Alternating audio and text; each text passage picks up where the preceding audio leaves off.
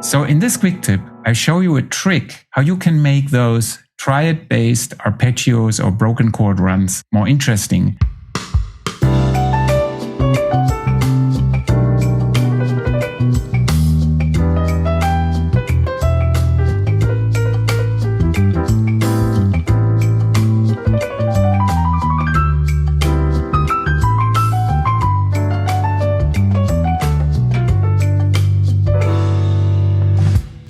The improvisation you just heard was all based on the same lick idea, the one I'm going to explain in this video. So let's take a closer look how this works. We take, for example, a G major triad and invert it up and down the keyboard.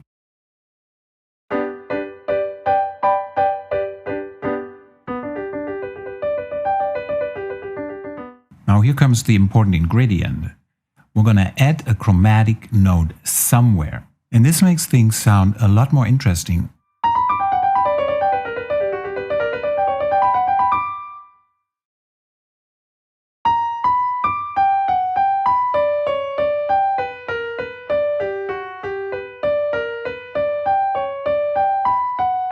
So what you just heard is actually two separate licks.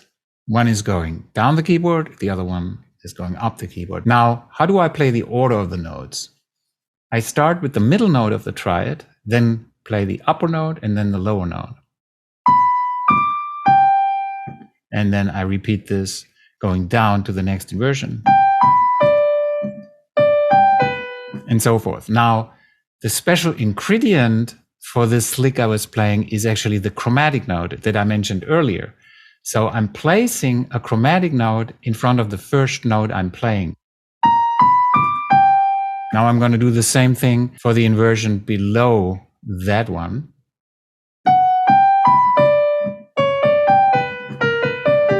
That's that lick. Now the second one, I'm going to place again a chromatic note in front of that note, leading up into it. Do the same thing for the first inversion, and so forth.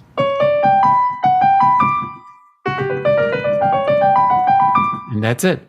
Just because we put the chromatic note in front of the first note doesn't mean you always have to do that. You can put it in front of the second note or the third note. And this gives us an amazing amount of possibilities.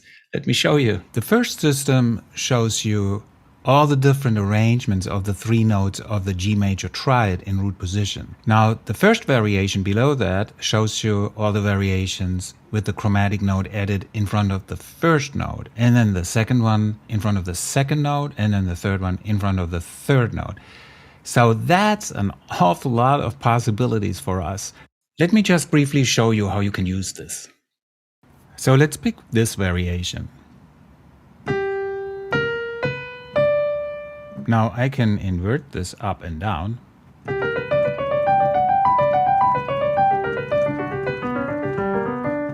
Or I pick this variation.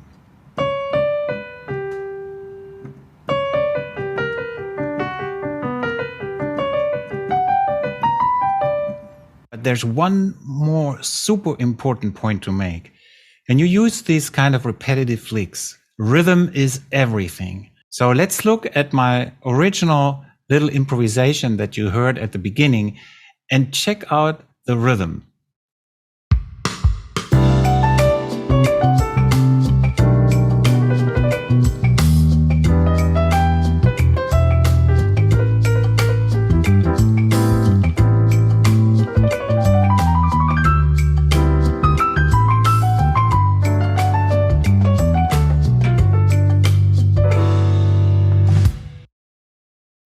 So in order to use this effectively in your soloing, there's a couple of more things you need to be able to do. First of all, you need to be able to play this in any key. Secondly, you should know about upper structure chords and polychords, because that's where the magic is happening.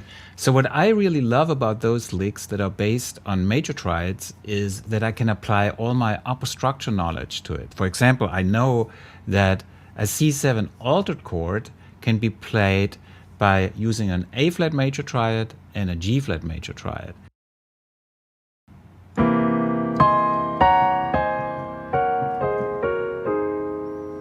So I was alternating between the A flat and the G flat major triad. Now let's put that lick to work here. I'm going to start with the A flat.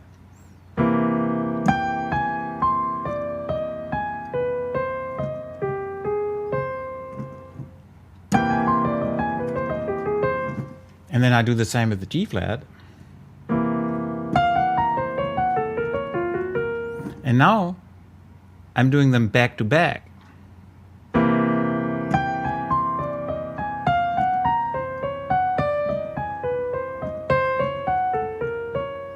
And you see, this is going to sound much more interesting all of a sudden.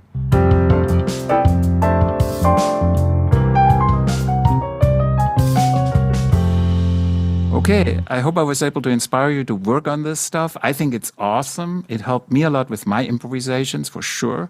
Now, if you need more inspiration, stay right here on this channel. Check out my other videos, subscribe, or hop over to popjazzkeys.com. Happy practicing.